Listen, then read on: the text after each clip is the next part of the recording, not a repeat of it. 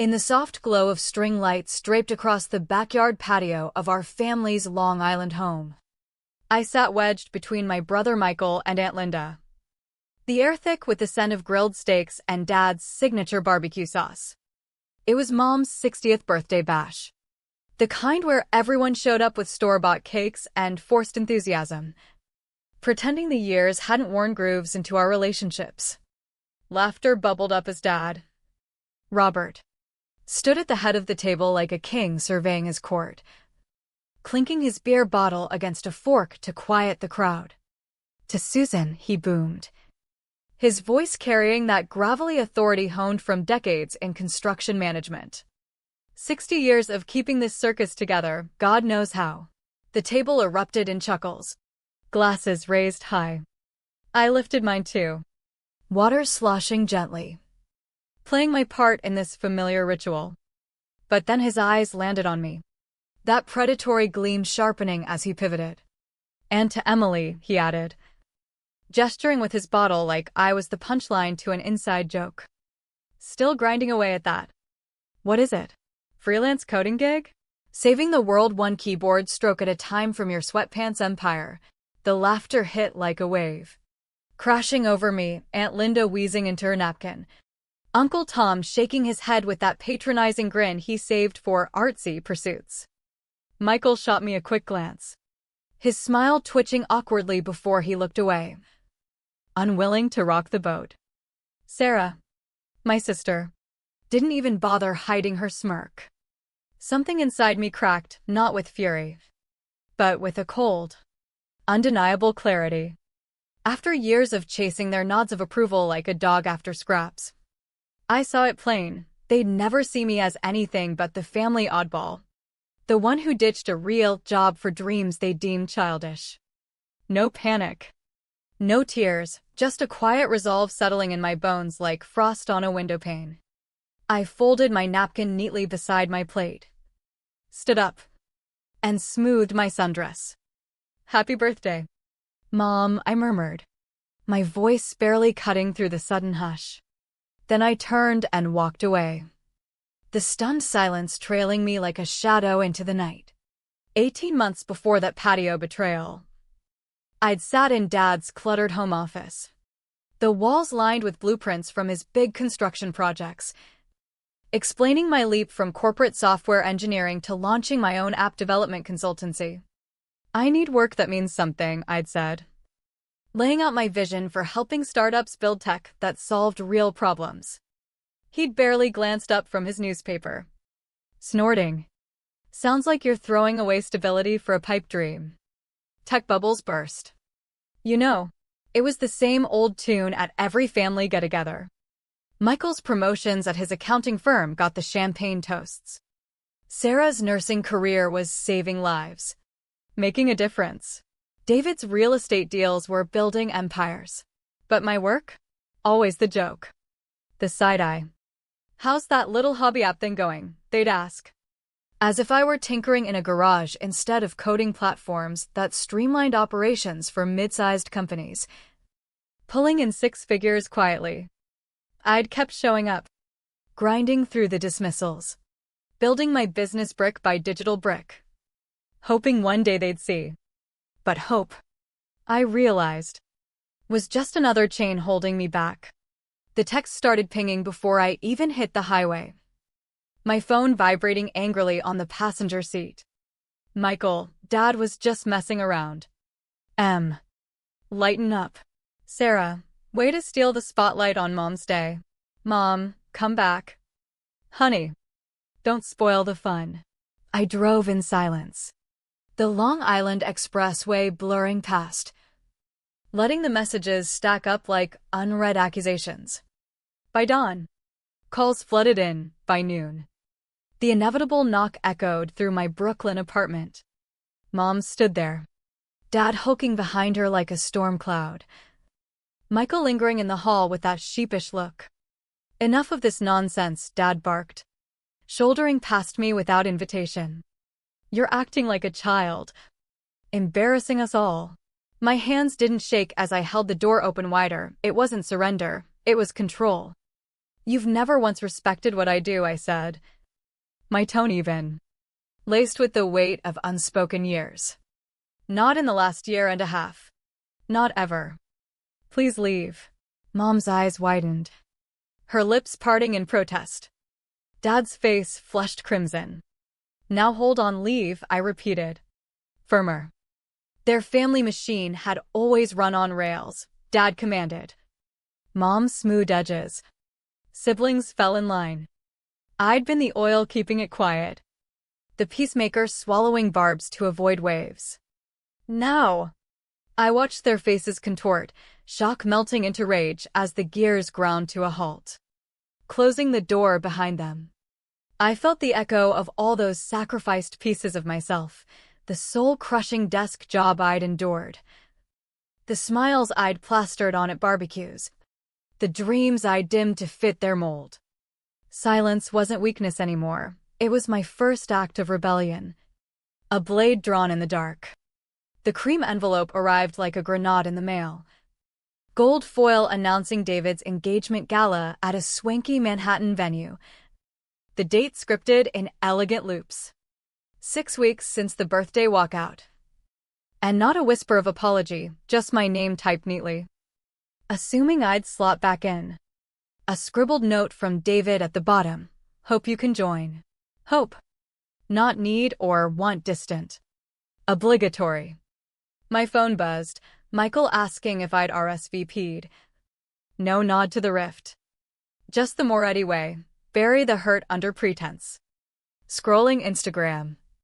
I stumbled on Mom's post, a cozy family brunch I wasn't invited to. Pancakes stacked high. Everyone grinning. Dad's comment, no drama queens at this table finally. Likes from my siblings piled on. Twisting the knife. My chest tightened in their story. I was the problem child. The sensitive outlier who'd snap back eventually. The video call came that night. Mom's face popping up. But the background showed the whole clan crammed on the living room couch, an ambush dressed as concern. Emily. Sweetie. We've been worried, Mom cooed. Her voice that practiced melody for defusing bombs. Dad leaned in. Turn on your camera, we talk face to face like adults. I complied. Old habits dying hard. Sitting rigid under their digital scrutiny. We need to hash this out before David's party, Mom pressed. Family's everything. I'm not sure I'll be there, I said. Shock rippled across their screens like static. What do you mean? David snapped. Michael jumped in. This is why we tiptoe around you. Everything's a crisis. Respecting my career is tiptoeing? Sarah rolled her eyes. Maybe therapy would help. You've always been so touchy. Touchy, the label that reframed my pain as flaw. You'll ruin my day if you're not there, David pleaded. But Dad cut through. You've always been the odd one out. Emily. Always marching to your own drum instead of being team player. Mom's soft threat. Missing this could break things with David forever. Is that worth it? The call dragged on. Their words piling like stones on my chest, conform or be exiled. By the end, tears streamed down my face in the quiet apartment. The impossible choice clawing at me, dignity or blood ties. But an email pinged a client from my early days. A struggling e-commerce startup I'd pulled from the brink. Emily. Our revenue's up 45% thanks to your app overhaul. You're the unsung hero here. Warmth bloomed amid the ache. Someone saw me. Staring at the invitation. I pondered, attend and swallow more poison. Or let my silence scream what words couldn't. The family wanted the old Emily, the compliant shadow. But I was forging something sharper. And the price was this hollow in my heart. 4 days later. My phone lit up at dawn with Dad's Facebook notifications, photos of a family bonfire at Uncle Tom's Hamptons retreat. Everyone toasting marshmallows. Caption, real family sticks together. Through thick and thin. No tag for me. Just exclusion wrapped in sentiment. Mom called mid-morning while I debugged code for a major client. David's crushed about your RSVP silence. The pre-party dinner's at our place Thursday, be there. Thursday, my pitch to a Silicon Valley venture firm. The biggest break yet. Coincidence? Hardly. Then the extended family barrage, Aunt Linda texting. Why stir the pot before David's big moment? Cousin Rachel, family first. By 2 a.m. I was still hunched over my laptop. Eyes burning from screens. Proposal slides perfected to obsession. This wasn't just work, it was armor against their doubts. Proof I wasn't the failure they painted. Anxiety coiled before every family ping, stomach flutters turning to tremors. Rituals kicking in, paced breathing. Scripted defenses. No, it's not a fad. Yes, I have paying clients. No regrets. Holidays stung worst last Thanksgiving. I'd coded through the night while their stories flickered on social media. The empty seat at their table, a ghost they ignored. A knock startled me late afternoon, through the peephole. My neighbor Carla held a foil-covered dish. Figured you needed fuel, she said, handing over homemade lasagna. Blood isn't everything, sometimes you gotta build your own tribe. Her unprompted kindness cracked my walls. I invited her in. Our chat, the first real connection in days not laced with judgment. 3 days on. I reviewed blueprints for my new office lease in Brooklyn's tech hub when Michael called. Lawyer sharp, so. Party or no? Mom's freaking over headcounts. Gazing at the plans, my future HQ. Culmination of sweat and solitude, I replied. I'm betting on myself that weekend. What trumps family? He scoffed. My fingers traced the outline server room, for once. Me. Pouring $30,000 into my space, that's my focus. Silence stretched. Then his hardened tone, Mom and Dad were right, you've turned cold. A smile tugged at me, that's the idea. Post-call. I texted old coworkers turned allies. Alex and Jordan, they rallied for renovation help. Brushes and brews incoming, Alex messaged. Over weeks. The space morphed, local barista dropping welcome lattes. The bookstore owner gifting tech reads. Florists sending blooms with to fresh starts. No blood ties. Just pure support for my vision. Undimmed. I finalized my launch invites at my kitchen table, clients. Mentors. Peers who'd champion me when family scoffed. Set for June 12th, David's party day, my pulse raced as I hit send. This wasn't petty, it was declaration. Choosing my truth over their script. Dawn broke on launch morning. I'd arrived at 4 a.m. Arranging every detail with ritual care, sleek monitors aligned. Ergonomic setups in neutral tones. My logo glowing confidently. Portfolios fanned out, case studies of apps I'd built. Turning startups into players. The e-commerce revamp that spiked sales 50%. The one Dad had mocked as kid stuff. Peace settled as I surveyed it all, my empire. Unapologetic. So this is why you're ditching David's bash? Sarah's voice sliced the quiet. She stood in the doorway. Uninvited. Eyes appraising the worth. One engagement. Irreplaceable. But here. On my ground. Her guilt landed flat. Before I could retort. A client. Tech exec Ryan. Approached. Emily's app framework jacked our user base 40%. She's the stealth genius. More chimed in, revamped our UI from flop to phenom. Sarah's jaw slackened. I didn't realize. She snapped photos. Murmuring about showing Mom. Should I stop her? Risking more fire. Or let visuals pierce their denial. The event swelled, clients networking. A Wired reporter noting my underdog rise. Carla arrived with neighbors. Their warmth filling voids family left. Sarah texted furiously, soon. Group chat exploded. Her pics with Emily's gone pro, sans invites. Dad, work over kin? Classic. Mom, looks amazing. Han, wish we'd seen it live. Michael, impressive. Sis. David, congrats, professional vibe. Dad again. David's day mattered more. Cracks showed in their facade, mixed barbs and backhanded praise.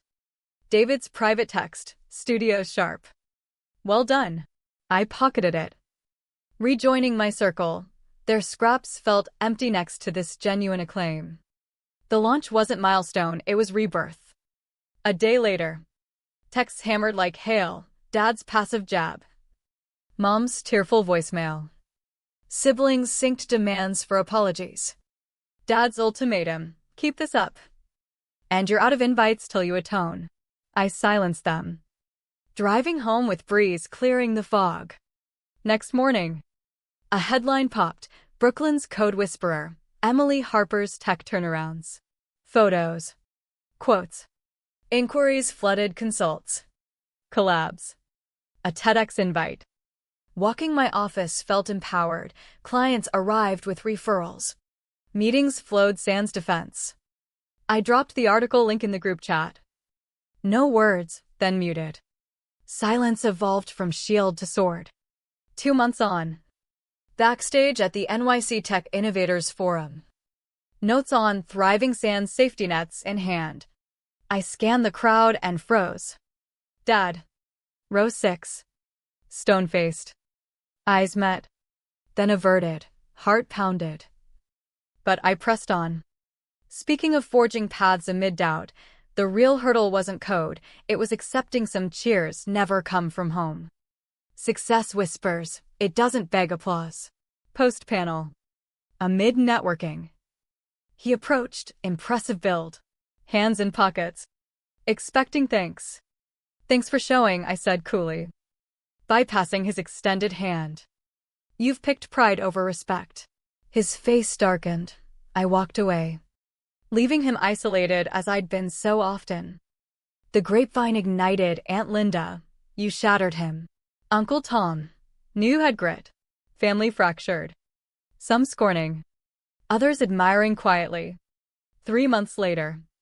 My expanded office buzzed, team of 6. Revenue up 50%.